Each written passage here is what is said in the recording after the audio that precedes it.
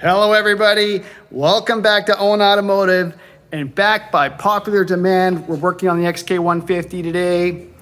So the main plan here is to get the motor and transmission in, so then I can start to get a lot of the stuff into the engine bay. And it's gonna be a bit of a challenge because this isn't an ordinary transmission. We have a Tremec T5 hanging off the original motor that's been completely rebuilt in the previous episodes. It sticks out a little longer than the standard transmission, so it's gonna be a bit of a challenge, and we're gonna see if we can shoehorn it up underneath the car. Now, I'm gonna admit I'm not the hugest fan of these Tremec transmissions, just because they don't shift like the Jaguar unit does, and it actually doesn't quite fit over top of the engine transmission tunnel. It has to be modified. So we're gonna look at the car here. Beautifully painted by Jetstream Custom Auto. And yeah, there's a big empty area here that we plan to fill momentarily. And I've been working on a lot of this chrome. I'll probably get into that in a little bit. Then look inside here. You can see we've got a lot of room to work with. So hopefully that transmission will come up and into this area. Let's see how it goes.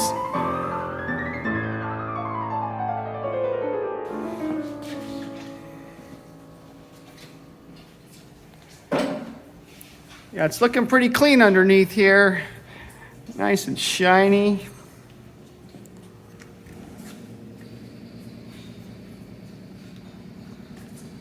Everything's been rebuilt and refinished.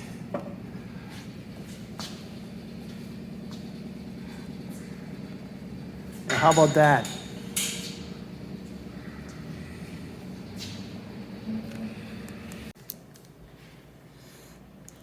Okay, just gonna drop the engine, let it rest underneath the car so we can pick it back up from the other side. Doesn't come down very fast, it's pretty light still.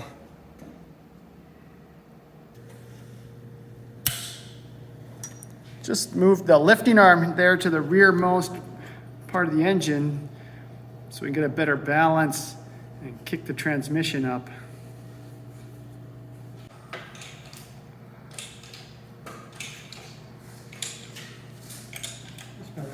Yeah, it's kicking it up.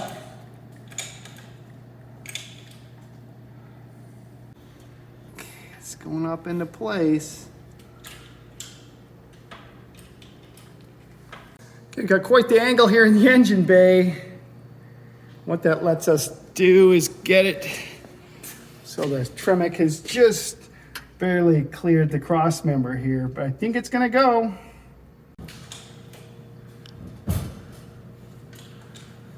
Amazing. Look at that. Look at that. Motor is nearly in. Just love the look of that cylinder head in the engine bay. So next up, gonna put the mounting brackets on. And we have some of the hardware here plated for it as well.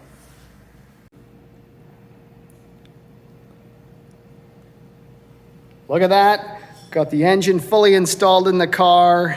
It's a real milestone, the marriage. And now can really focus on getting the rest of the components here in the engine bay. And it really feels like a more complete project now that the main components are in.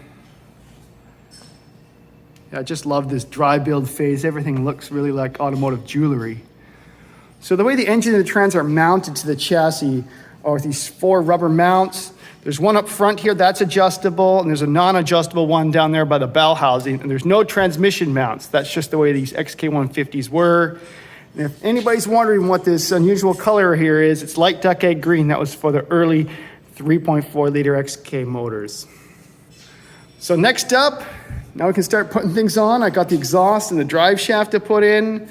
This is a stainless steel exhaust from Bell, so I think that'll look really smart underneath the car.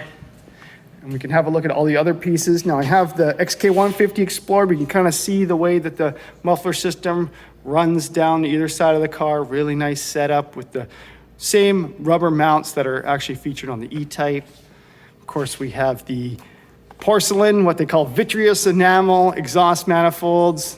Those will look really nice under the engine bay, and all the various hardware here as well. The first thing I'm gonna put on is this drive shaft, and it has an unusual yoke here at the end to go into the Tremec T5 transmission.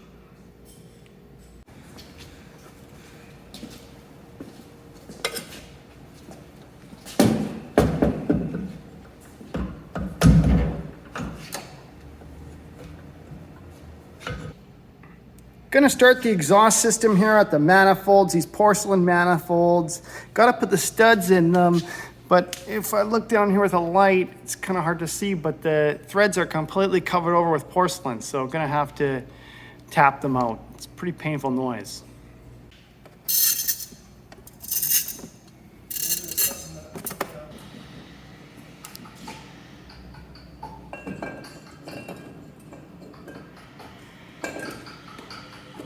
Wow. Okay, nothing finishes off a Jaguar engine bay more than these porcelain manifolds. It just has all the look and charm of kind of like an Italian pre-war car with all this beautiful aluminum and these exhaust manifolds. Now, could go tubular on these things, but that's just too far off stock. And I like the cast iron manifolds. They hold up a lot longer, and they're just the original look and feel of the Jaguar and the right sound as well. Now, one area where I deviate from standard is I always put a flat washer underneath the lock washer on the porcelain manifolds. And that's because the lock washer digs in. From the factory, Jaguar just put a lock washer on there, and it cracks the porcelain actually. It starts the whole process. So a bit flat washer, a bit of a tip there to prevent these from cracking, because that's the one thing that can happen. If these things get hot and cool and they cool too fast, they can start cracking, especially when they get moisture on them. But for cars like this, where we're not driving in the rain a lot, these porcelain manifolds are going to hold up an awful long time. And they look awesome, don't they?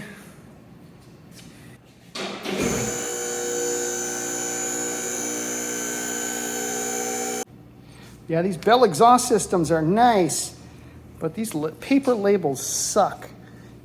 The only way to deal with them is using a scraper. It's gonna head down the right-hand side of the car. Yeah. See that flange all the way. Yeah, the downpipes are in. The clearance looks really good. Definitely the front one goes to the right-hand side of the car, so I had to take one off and on. But yeah, looking really nice here. You can see it goes up to those flanges there, those brass nuts, and those will have to be tightened over several heat cycles to get them to seat. Okay, let's see what the mufflers look like.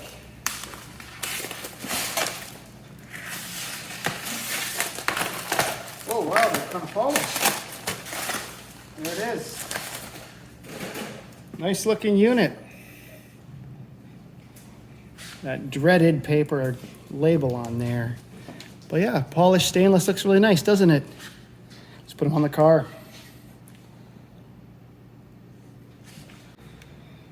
Just dry fit the driver's side exhaust, and I'm pretty happy with the results. I'll show you what I've been up to. You know, at the front here, the frontmost mount, I put the muffler tang above the mount, and that seemed to work really well because then you have 4.5 adjustment. So I think that's the way to go there. And at the rear here, put a 1 1/4 inch spacer up in there. See that? I'm taking it slightly out of spec so it'll have the extra clearance it needs for the axle and the shock absorber setup. And that's the maximum drop there. So when it's lifted or gets airborne, there's clearance enough for the muffler. It's not gonna bang it right off the car. Now at the rear here, it is kicking out a bit. See how this mount here is slightly stressed to the outside. So I'll put a spacer in there as well. And I think we're ready to go. Button this up, seal it up, put the clamps on, and move forward. All right, exhaust is fully installed. Got the same height there on both those tips. It's quite a cool system.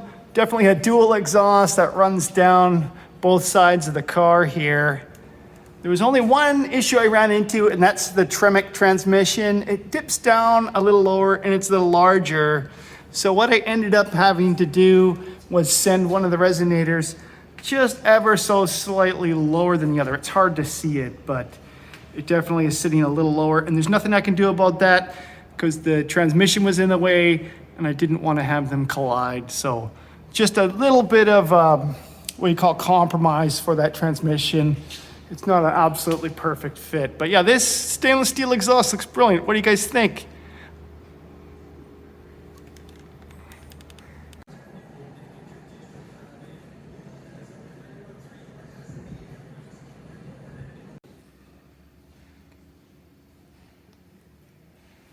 All right, with that exhaust fully installed, next I want to be able to steer the XK150. And it came with this really interesting speed-sensitive electric power assist called Easy Power Steering. And it's a really clever unit. It kind of replaces the upper column and works with the original mounting brackets and is a pretty nice and elegant way to get that extra power steering if you need it in an XK, kind of one-finger steering. So a lot of the heavy lifting has been done. I'll show you underneath the dashboard. There's a much larger opening that's been created to have clearance for this motor right here. And the wiring's pretty simple. I know we have a bit of a module here, but really I only have to worry about my main in and ground. I'm gonna run this from the starter solenoid. There's one thin little red wire here for ignition power, and the rest just has to be mounted up and inside the car.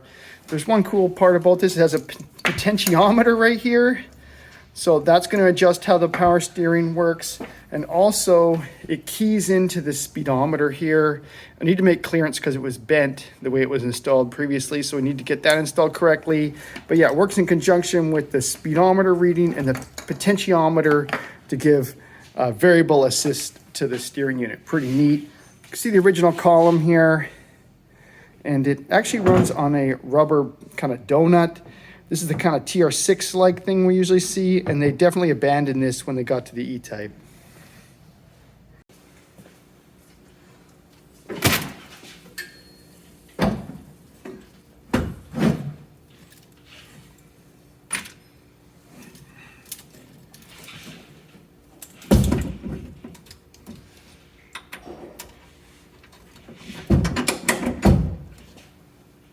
In. So the column is pretty much in. I haven't tightened it down because it's adjustable both ways. I want to make sure it matches the opening on the dashboard. Now I couldn't complete the installation. The reason being is the module, the best place for it is up on this firewall, and that's an upholstered piece. It's going to get this sound deadening material, which I stuck in, some jute and carpet. So I kind of want to get all that in before I get this module in. I could install it now, but then it would be dangling down. It'd be in my way, in my upholsterer's way once we put the carpet in. So I just started with these mats, sound deadening mats. I kept going, doing the pedal area here. The customer wants it quiet, so I think it's pretty important to put this up and in where we can. And actually I put sound deadening material and jute up in here as well to really kind of quieten it down. So a bit of a pause on the steering column, but I can show you the steering wheel that we're going to install. Yeah, one of the things I first ordered for this XK was this steering wheel. I just wanted to make sure we had that. And I got a brand new one here. I think it's made in Taiwan. I'm not sure. This box really doesn't have, it just says Vera on it, so I'm not quite sure who manufactures this steering wheel. Wow, look at that. And the XK steering wheel, how about that? Holy, wow, look at that. So I'm gonna set this down on the table and we'll compare it to the original from the car.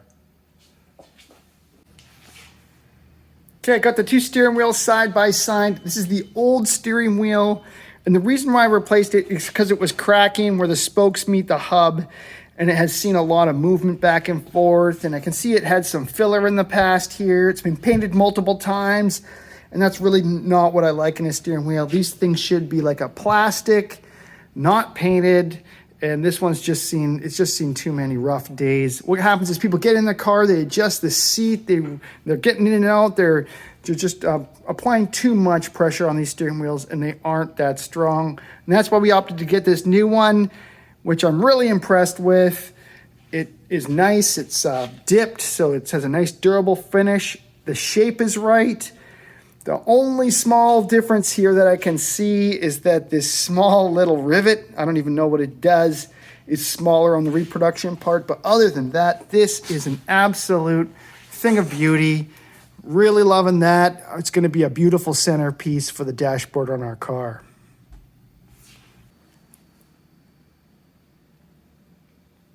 Okay, next up, I'm going to do a tour around the car showing some of the installations I didn't get time to record. Some minor jobs and some major ones, like installing the front and rear glass. Now, Jason and the guys at Jetstream helped me install the glass with the rubber, which is really great. Thanks, guys.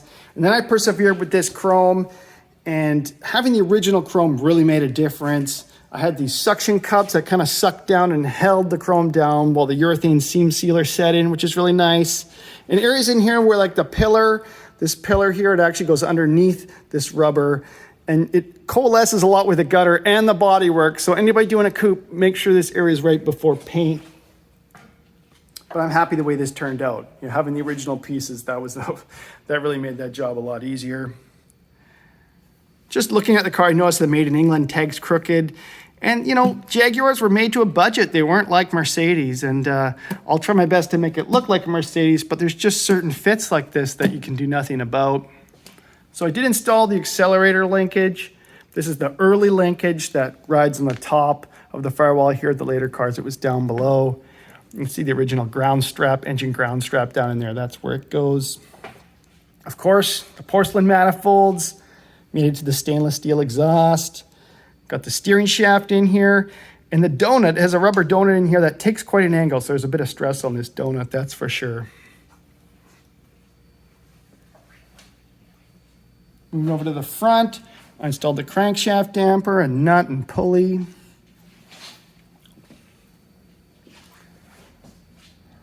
Then the oil filter housing has a spin-on filter. One of the many upgrades on this car. Another big upgrade is the high torque starter. I'm not a huge fan of these because they don't have that Jaguar starter sound, kind of yep, but they definitely have more reliability and they help these cars start a lot better.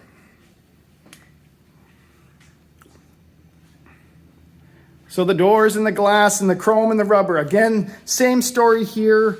We went the full distance. All the chrome pieces you see here were redone. And the main chrome surround that surrounds the door glass goes all the way down into the door, and it's a major deal to get re-chromed. But I'm glad we went the distance. And I also persevered. I got rubber from multiple sources just to get it fit and have that right look.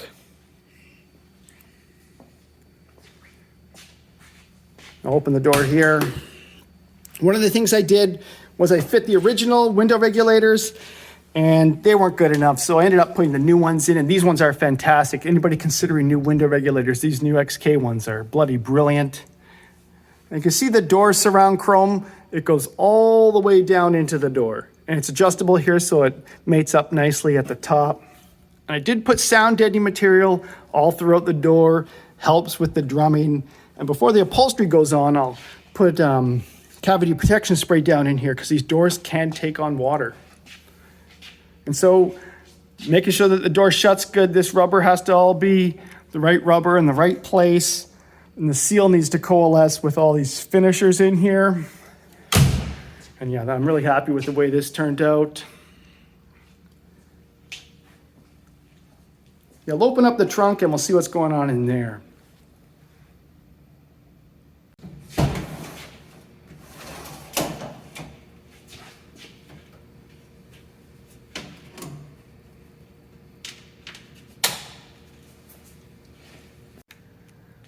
Well, how brilliant is that?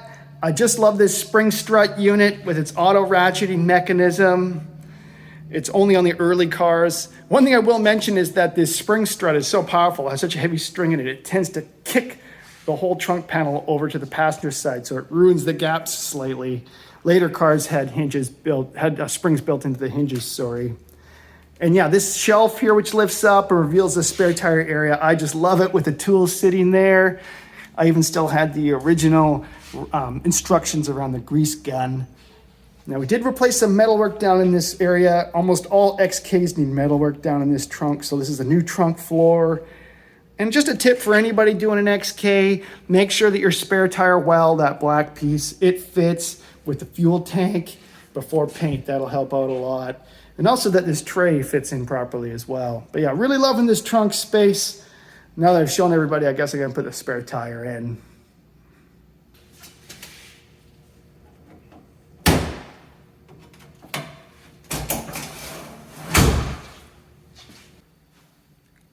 All right, well that does it for this video. I'm feeling pretty confident that the finish line is approaching.